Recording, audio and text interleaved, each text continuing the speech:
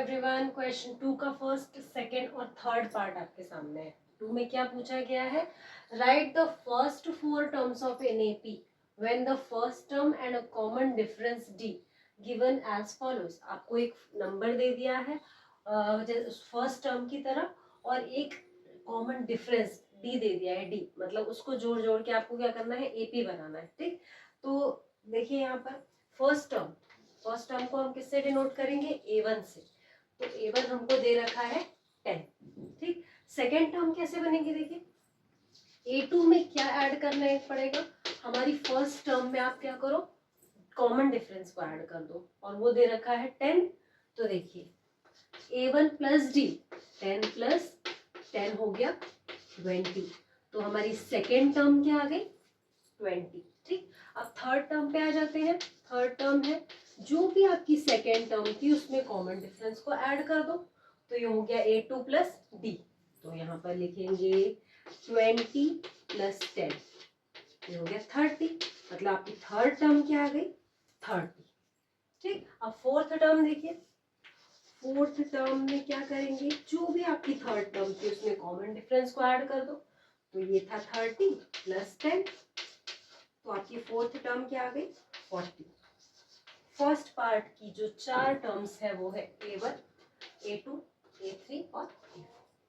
ठीक, सिमिलरली इसमें देखिए आपको फर्स्ट टर्म दे रखी है। फर्स्ट टर्म क्या है? A1।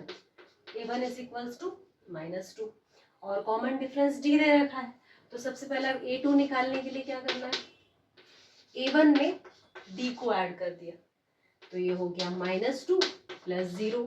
तो सेकेंड टर्म क्या हो गई? -2। A3 निकालने के लिए जो भी आपकी सेकेंड टर्म थी उसमें क्या करो, कॉमन डिफरेंस ऐड कर दो। तो -2 में हमने 0 को ऐड कर दिया। तो थर्ड टर्म मिल गई -2। ठीक, फोर्थ टर्म के लिए क्या करेंगे? जो भी आपकी थर्ड टर्म थी उसमें कॉमन डिफरेंस ऐड कर दो। तो फोर्थ टर्म हो गई -2 plus 0।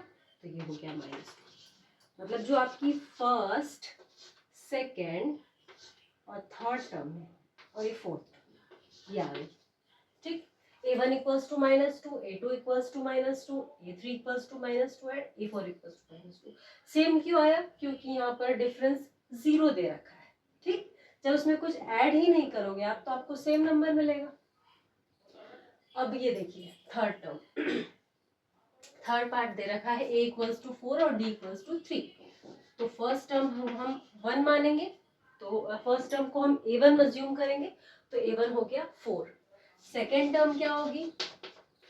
A1 plus 4, sorry A1 plus D।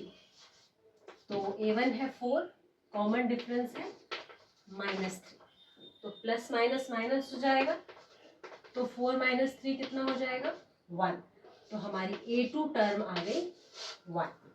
ठीक, अब A3 पे आ जाते हैं।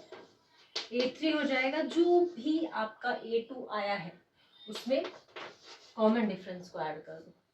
तो ये हो गया 1 प्लस कॉमन डिफरेंस हमको दे रखा है -3, प्लस माइनस माइनस, तो 1 - 3। तो A3 कितना आ गया? -2। ठीक, अब फोर्थ टर्म निकालेंगे। जो भी हमारी थर्ड टर्म थी उसमें कॉमन डिफरेंस ऐड कर दो। तो थर्ड टर्म थी हमारी -2 -3, प्लस माइनस माइनस -2 -3। तो हमारा A4 कितना आ गया? -5। ये 4 टर्म्स आ गई। ठीक, ये हो गया थर्ड पार्ट। चलिए फोर्थ पार्ट पे आ जाते हैं।